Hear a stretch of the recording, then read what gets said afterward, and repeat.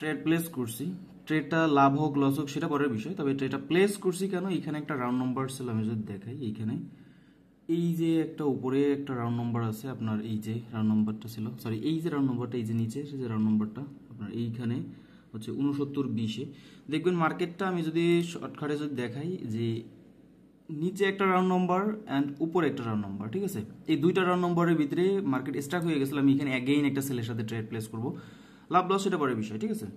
তো এইখানে হচ্ছে দুইটা রাউন্ড নাম্বার ছিল, দুইটা রাউন্ড নাম্বারের মধ্যে যেহেতু মার্কেট স্টাক হয়ে গেছে, যার জন্য আমি এখানে সেলারের সাথে ট্রেড প্লেস করছিলাম। এর আগে ট্রেডটা একটু বেশি রিস্ক নিয়েছিলাম, এবার একদম ছোট একটা রিস্ক। কারণ ছোট বড় রিস্ক কেন বলতেছি, $2, অনেকেই বলবেন যে ভাই $2 এটা আবার ছোট আর বড় রিস্ক কি?